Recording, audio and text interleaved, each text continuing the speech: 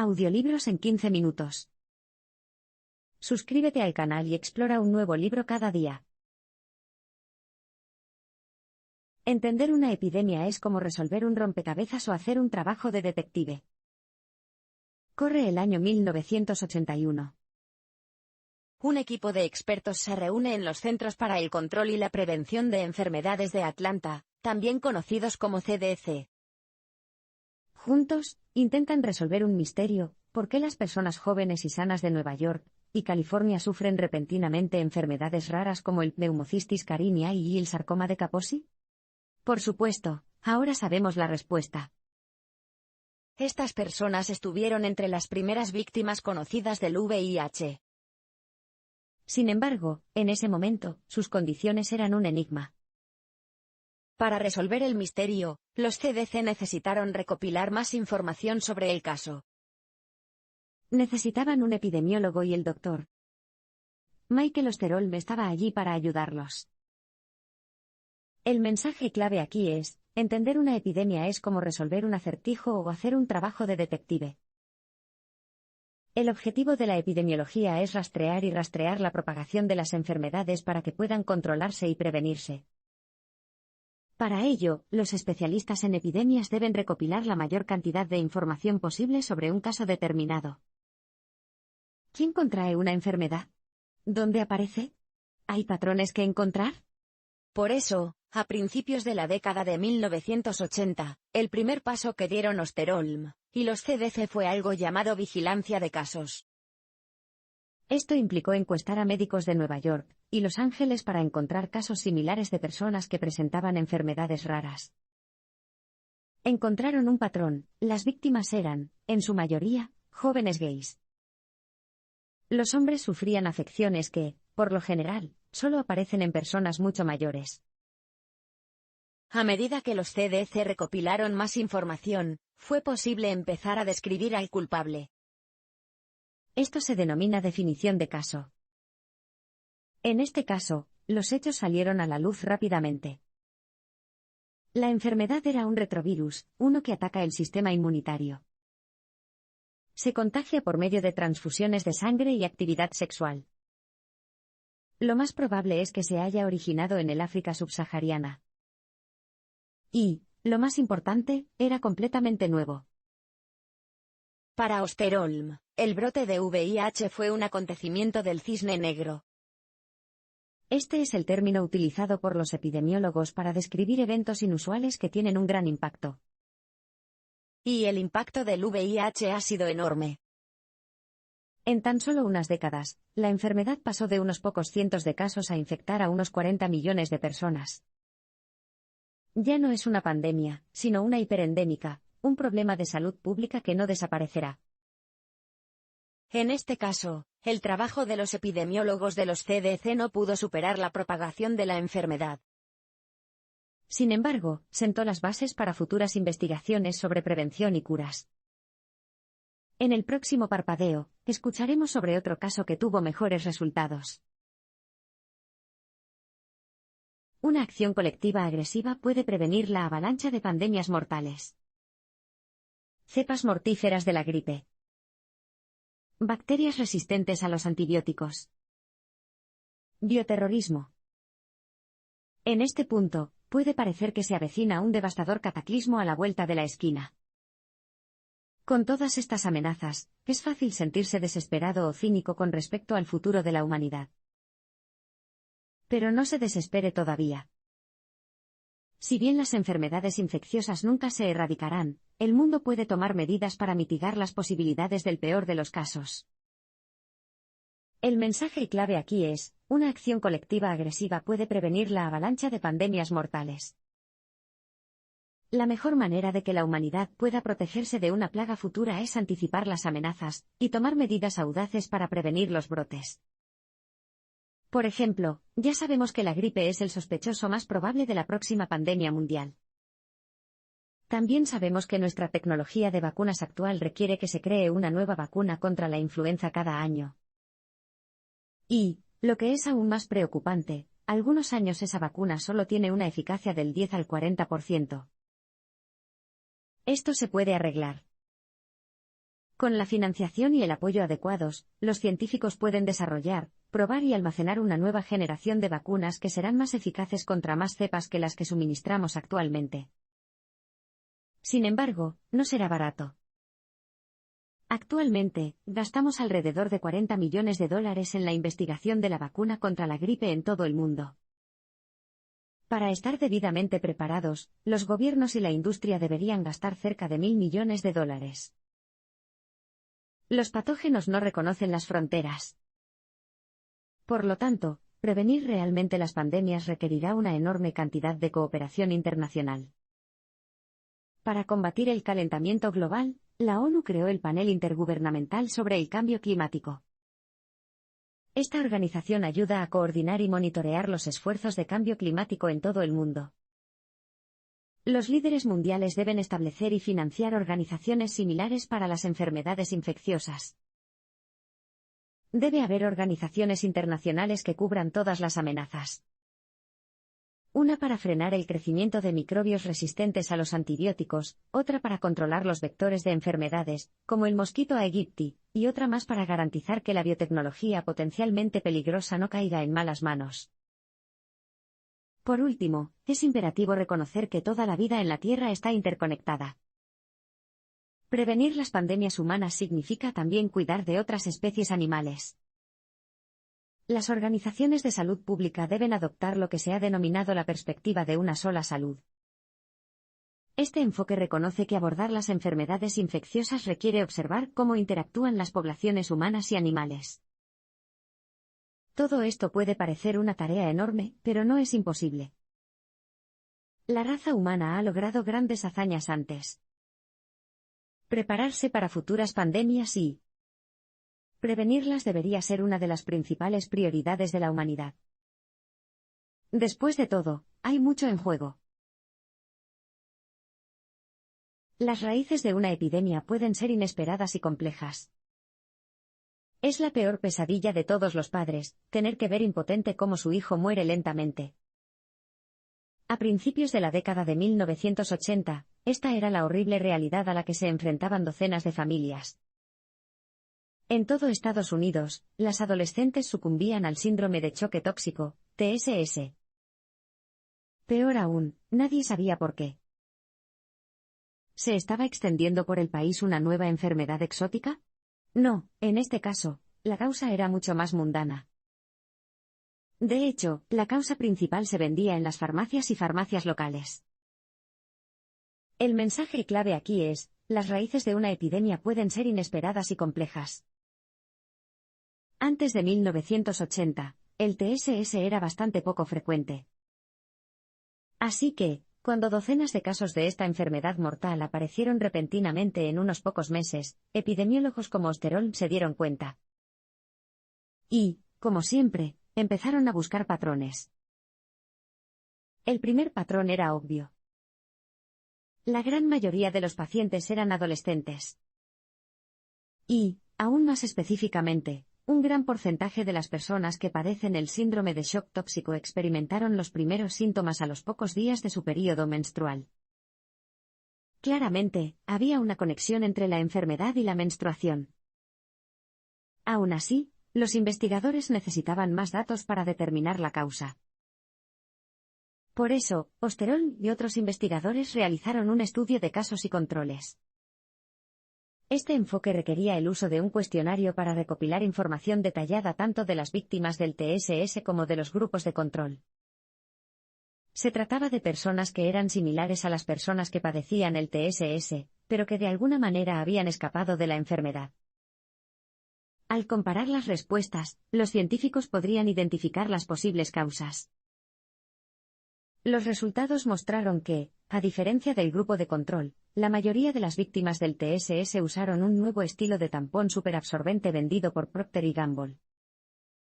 Así que era esta marca específica de tampones la que enfermaba a las chicas, ¿verdad? Eso es lo que mucha gente supuso. Sin embargo, se equivocaron. Incluso después de que la empresa retirara sus productos de las tiendas, las niñas seguían enfermándose. Se realizaron más estudios. Descubrieron que el TSS no era causado por los tampones de Procter y Gamble, sino por bacterias específicas a las que les encantaban los materiales de alta absorción. Todas las marcas de tampones de alta capacidad de absorción permiten que estas bacterias crezcan, pero Procter y Gamble resultó ser la marca más popular.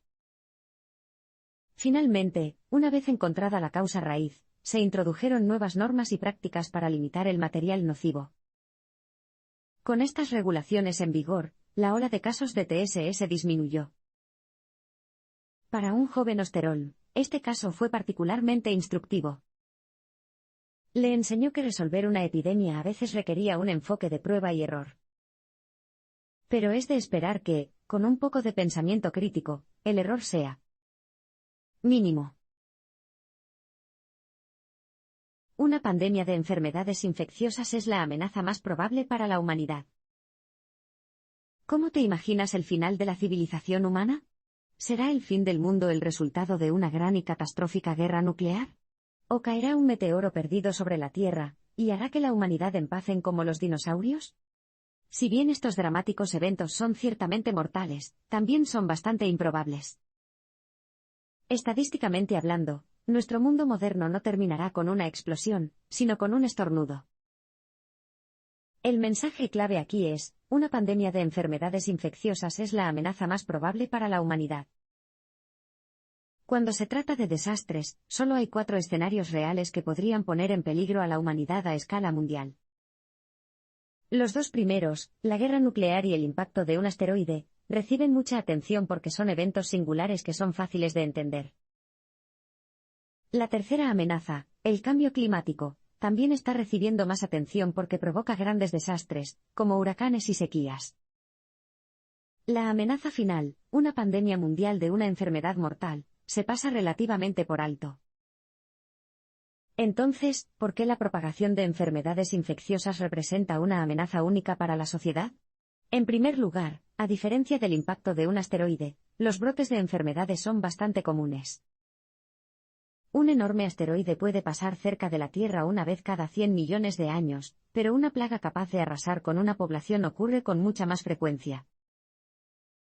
Y en segundo lugar, a diferencia de otros desastres naturales, los brotes de enfermedades no están aislados en el tiempo o el espacio. Por ejemplo, si bien un terremoto puede ser cataclísmico, su alcance se limita a un área geográfica. También termina después de la destrucción inicial. Por otro lado, las pandemias pueden afectar a múltiples áreas del mundo a la vez. También están en curso. A medida que una enfermedad se propaga, puede seguir causando muerte y trastornos durante meses o años. Una pandemia generalizada y duradera sería particularmente perjudicial en nuestro mundo globalizado contemporáneo. Nuestra economía, el suministro de alimentos y otros sistemas cruciales para mantener la sociedad en funcionamiento dependen del comercio y la conectividad mundiales.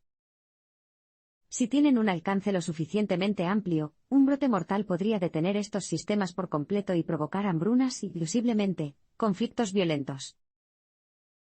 Hay 2 tipos de patógenos que probablemente puedan desencadenar una pandemia de este tipo.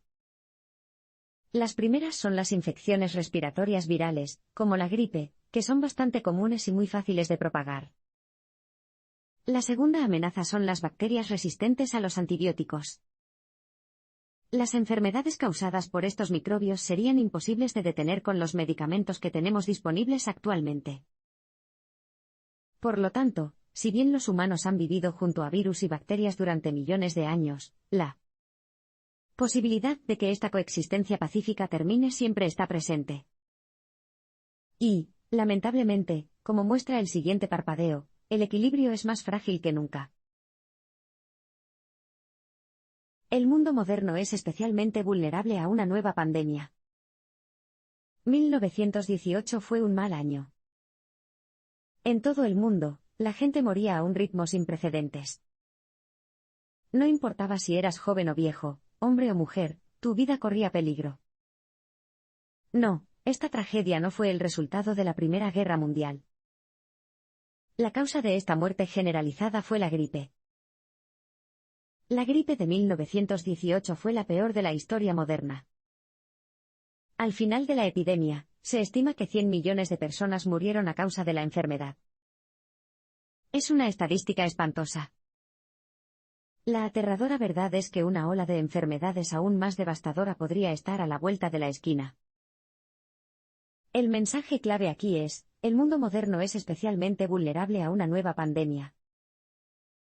Las enfermedades infecciosas requieren ciertas condiciones para emerger y propagarse. Los patógenos dañinos tienen más probabilidades de prosperar cuando hay grupos grandes e interconectados de personas y animales. Esto permite que una enfermedad pase fácilmente de una población a otra.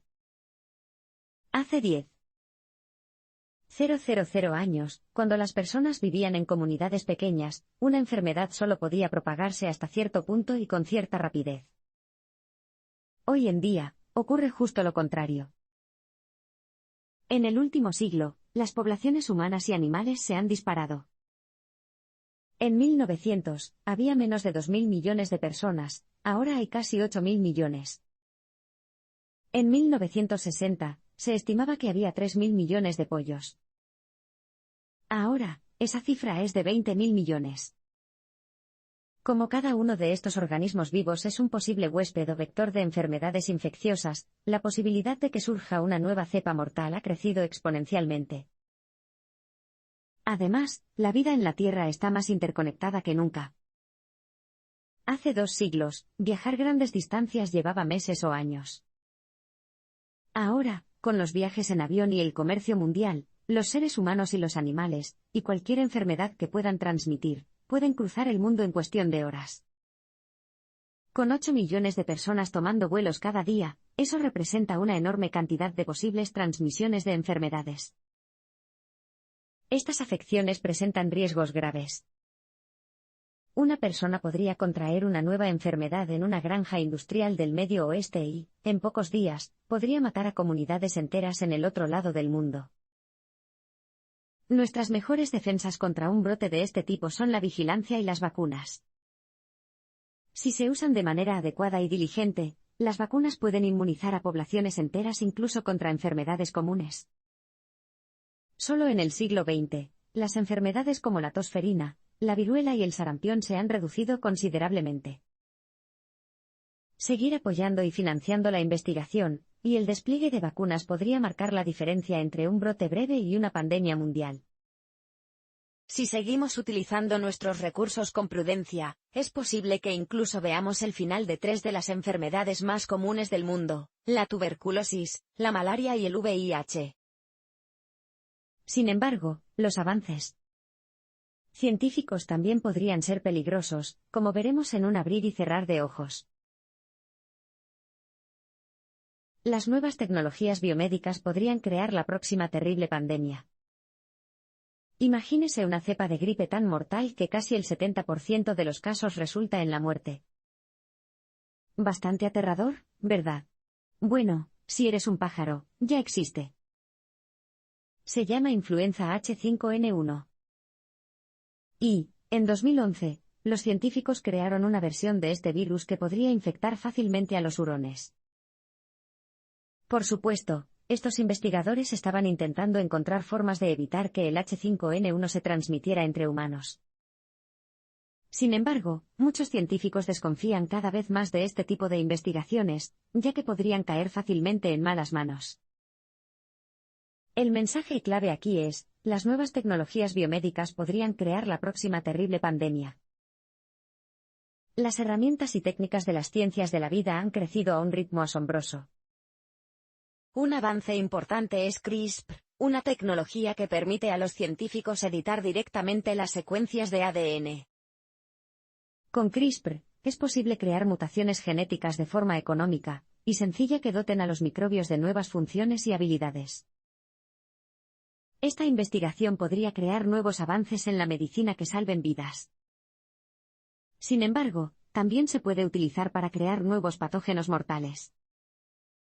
Esta tensión entre las posibles aplicaciones positivas y negativas es la razón por la que la investigación con CRISPR a veces se denomina investigación preocupante de doble uso. ¿Qué tan preocupados debemos estar? Bueno, en 2016, el Comité de Servicios Armados del Senado de los Estados Unidos calificó la edición genética de peligro global. Esto se debe a que la guerra biológica, es decir, la creación o liberación intencional de patógenos mortales, puede ser especialmente difícil de prevenir, contener y superar. Los científicos han especulado sobre las muchas formas posibles que podría adoptar la guerra biológica.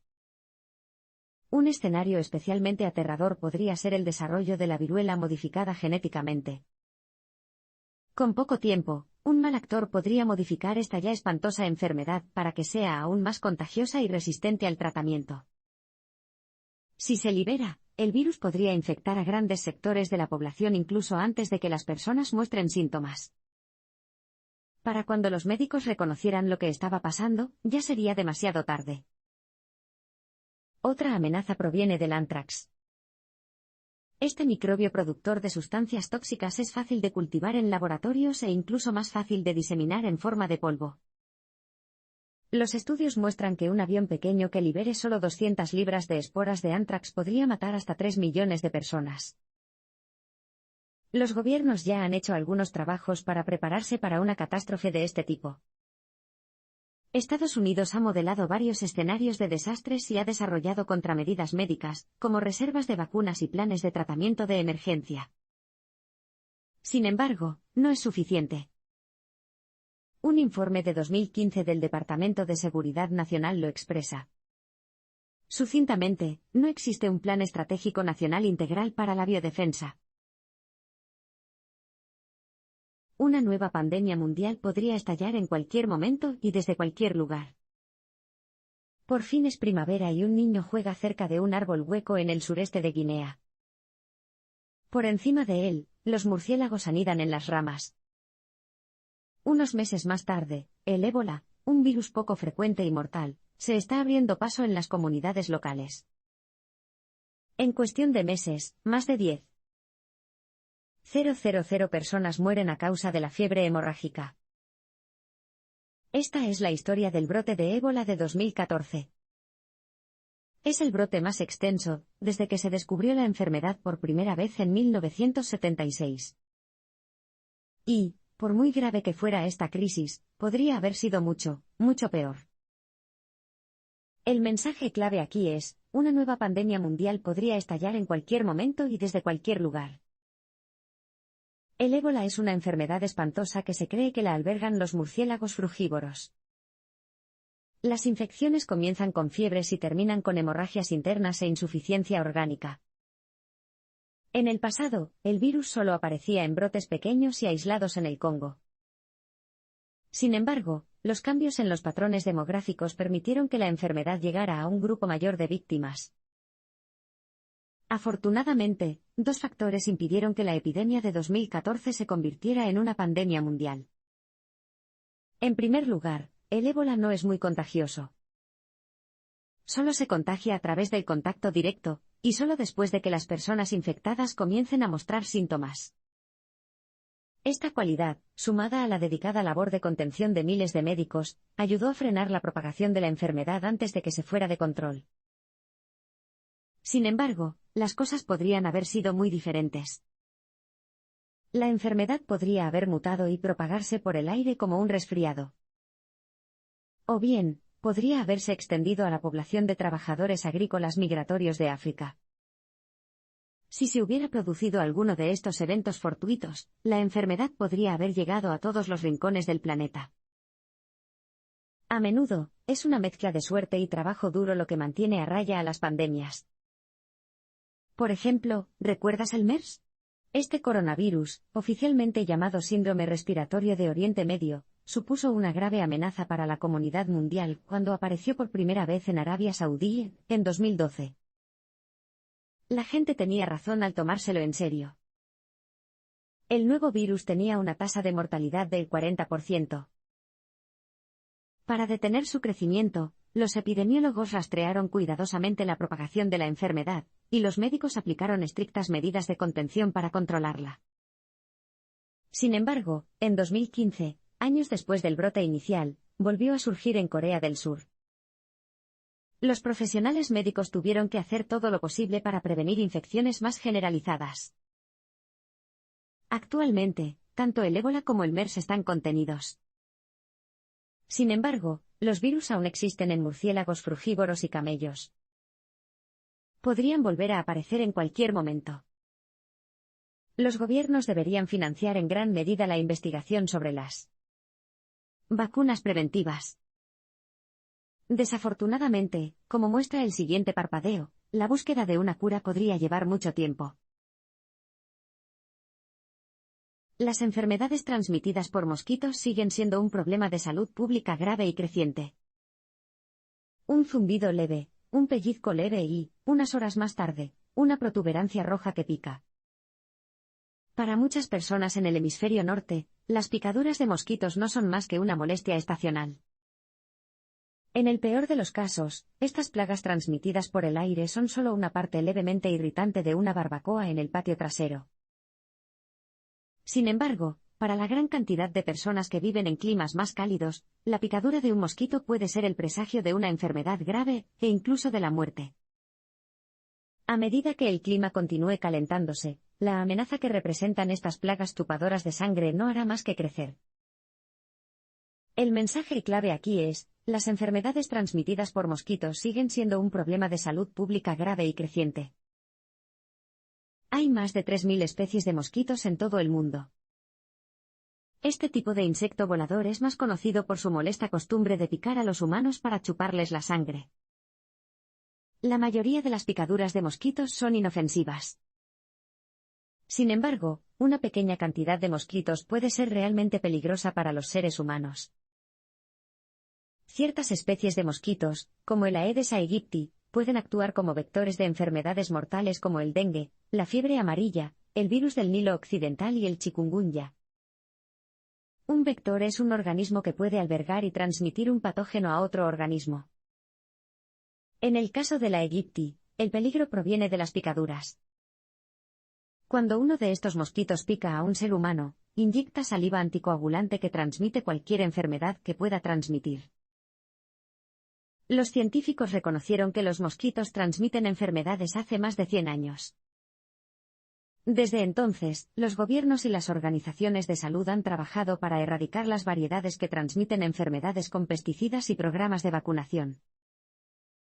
Lamentablemente, la población humana ha crecido en las regiones tropicales del mundo y los desechos humanos, como los envases de plástico, han creado un caldo de cultivo fértil para especies como el aegypti. Ahora, unos 4.000 millones de personas viven en zonas de alto riesgo.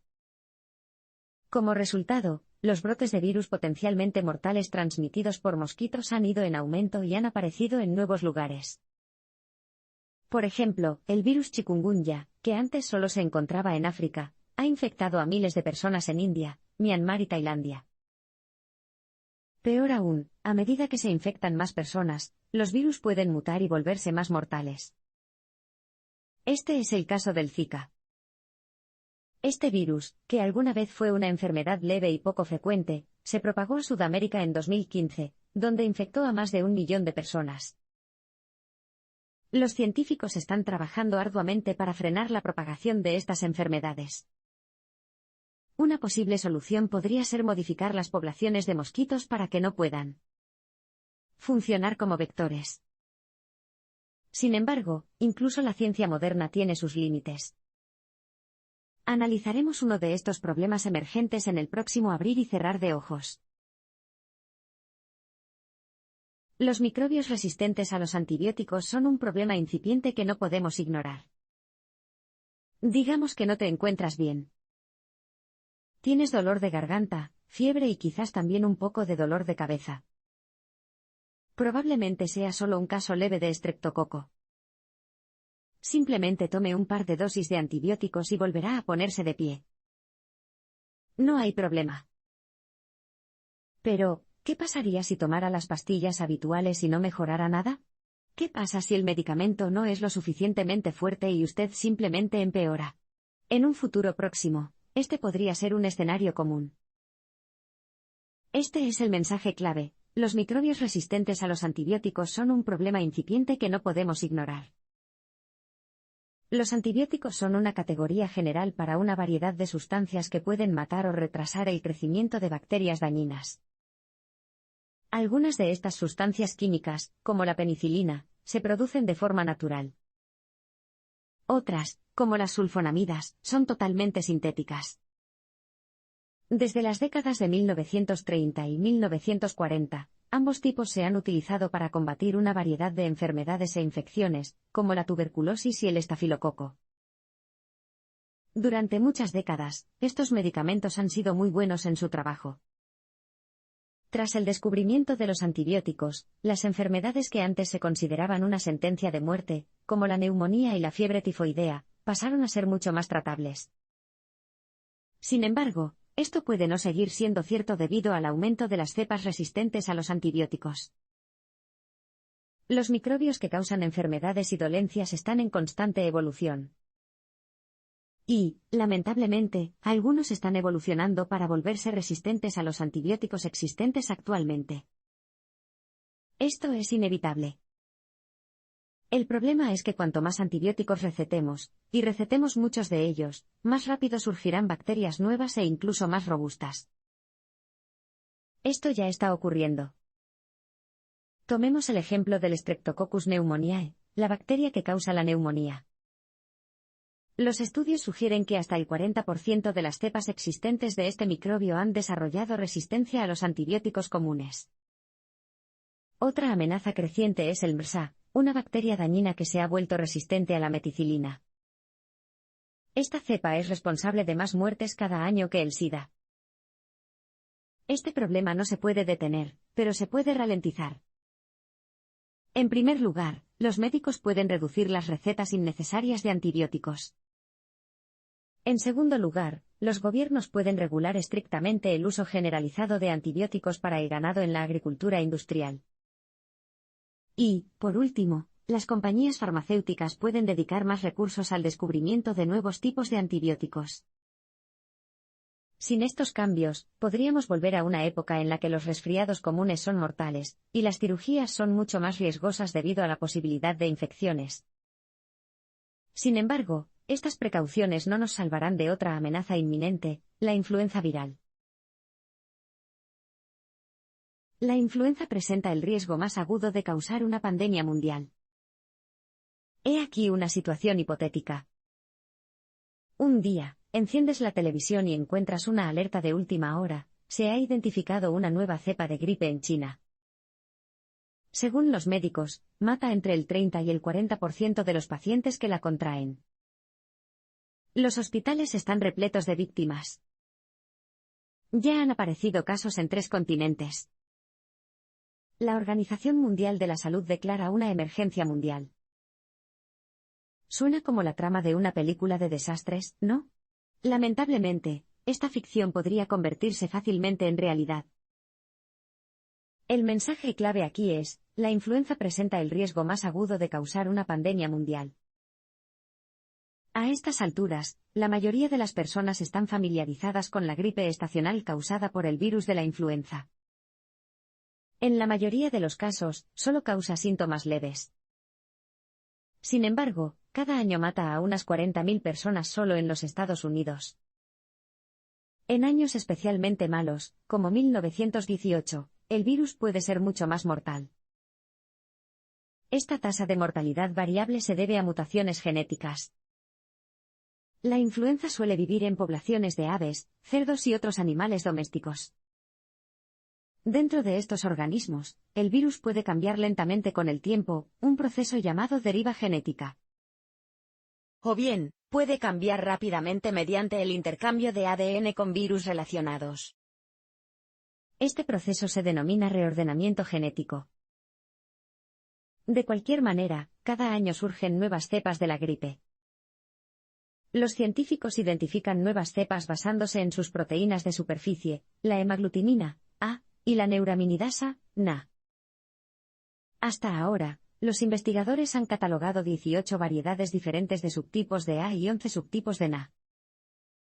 En total, son casi 200 posibles combinaciones de virus. La mortal gripe de 1918 fue un virus H1N1. La cepa más común en la pandemia de 1968 fue la H3N2. Hoy en día, más humanos y animales viven juntos en espacios reducidos en todo el mundo. Por lo tanto, la gripe está mutando más rápido que nunca. Los científicos están particularmente preocupados por dos cepas diferentes detectadas en China, el H5N1 y el H7N9. Estas cepas tienen una tasa de mortalidad mucho más alta que las gripes anteriores. Por el momento, no pueden transmitirse de humano a humano. Sin embargo, es solo cuestión de tiempo antes de que nuevas mutaciones lo hagan posible. Si se desarrolla una cepa H5N1 más contagiosa, el mundo tendrá problemas. Como la gripe se transmite por el aire, es decir, se transmite por la tos y el aliento, se propaga rápidamente entre las poblaciones humanas. Incluso si la enfermedad causa síntomas graves en solo un pequeño porcentaje de las víctimas, seguiría sobrepasando la capacidad de nuestros sistemas de salud. Esta es una perspectiva bastante sombría. Pero no pierdas la esperanza todavía. En un abrir y cerrar de ojos, aprenderás lo que podemos hacer para prevenir la próxima gran pandemia.